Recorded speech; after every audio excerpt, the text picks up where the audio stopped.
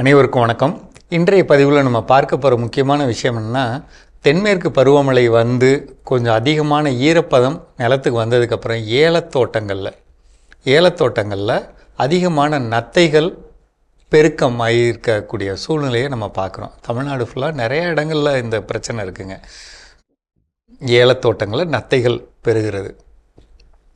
இந்த நத்தைங்கிறது 2 வகைப்படுங்க. ஒன்று வந்து மேலே முதுகில் கூடோடு இருக்கக்கூடிய வகையிலான நத்தைகள். இன்னொன்று வந்து படர்ந்து ஃப்ளாட்டாக இருக்கும், இலை மாதிரி இருக்கும், நடுவில் வீங்கினமாக இருக்கும், கீழே வெள்ளையாக மேலே கருப்பாக அப்படி இருக்கும். இந்த மாதிரி இருக்கக்கூடிய அமைப்பு. இது சொன்னது செடிகள் மேலேயே இருக்கும். இப்போ சொல்லக்கூடிய வகையிலான நத்தை வந்து மண்ணுலேயும் இருக்கும், மண்ணுக்குள்ளேயும் இருக்கும், செடி மேலேயும் இருக்கும். என்ன செய்யும்? எல்லா விதமான மென்மையான பகுதியும் சாப்பிட்ரும். அது பூ, கொடியோட நுனி, இலையோட நுனி, எதெல்லாம் கடிக்கிறதுக்கு சாஃப்டாக இருக்கும் அதெல்லாம் சாப்பிட்றோம். நமக்கு அந்த பூ வர்றதுக்கு தான் நம்ம இவ்வளோ கஷ்டப்பட்டுருக்கோம். அந்த பூவை இழந்து நிற்கக்கூடிய நிலைமை நம்ம பார்க்குறோம். இப்போ அது ஏன் வரும்? பொதுவாக வந்து நம்ம நிலத்தில் அழுகல், கெட்ட வாடை இருக்கும்போது வரும். கெட்ட வாடை எப்படி வரும்?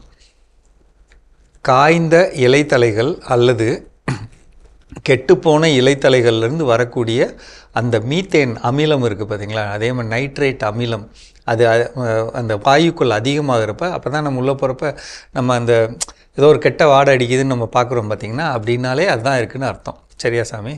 அப்போ அது நம்ம நிலத்தில் இருக்குன்னா அது இல்லாமல் பண்ணுறது முதல் வேலை. அதுக்கு என்ன பண்ணணும்?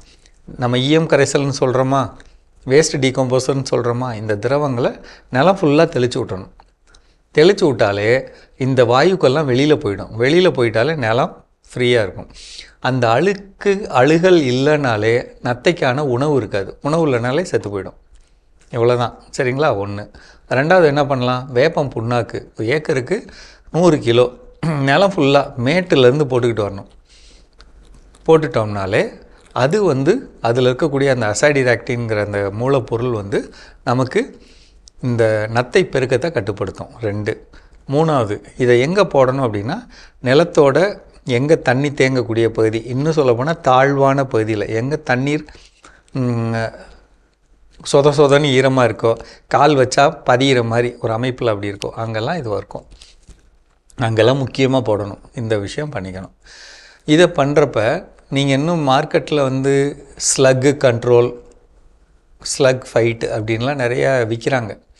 அது பார்த்தா அவங்க என்ன சொல்கிறாங்கன்னா, அந்த பவுடர் எடுத்து அந்தந்த இடங்களில் போடுங்க அப்படின்னு சொன்னால் எவ்வளோ இடத்துல போட முடியும்? அது சிரமம்.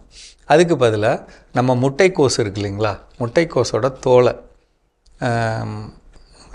ஒரு இடத்துல இலைகள் மேலே வச்சு அதை வச்சுட்டாலே, அல்லது சும்மா கூட இந்த முட்டைக்கோஸை பிரித்தோம்னா இதெல்லாம் வரும் இல்லைங்களா, அதை 2ஆக கிழிச்சு கூட ஒரு இடத்துல இப்படி அங்கங்கே வச்சுட்டாலே, அடுத்த நாள் நம்ம பார்த்தோம்னா அதை சுற்றி இந்த நத்தைகள் வந்து சேர்ந்துருக்கிறதும் அதை சாப்பிட்டு இறந்துருக்கிறதும் இந்த சீனை நம்ம பார்க்கலாம்.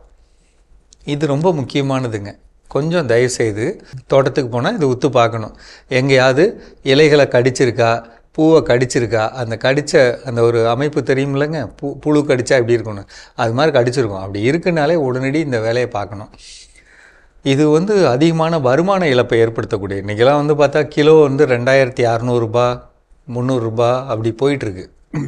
அப்படி நேரத்தில் நம்ம இந்த ஏலப்பயிரை இழந்துடக்கூடாது அப்படிங்கிறதுக்காக நம்ம செய்யணும். 1. 2வது இந்த காலகட்டத்தில் பொறுத்தளவில் முடிஞ்ச அளவுக்கு செடியோட உடல் பகுதியில் ஒரு சில கரைசல்களை தெளிக்கணும். முக்கியமாக ஈயம் நம்மகிட்ட முன்னாடியே போட்டு வச்சுருந்தா ஈயம் கரைசல் அல்லது வேஸ்ட் டீகம்போசர் இருந்தால் தெளிக்கலாம். அப்படி இல்லைன்னா மீன் அமிலம், பஞ்சகாவியம் அப்படி தெளிக்கணும்.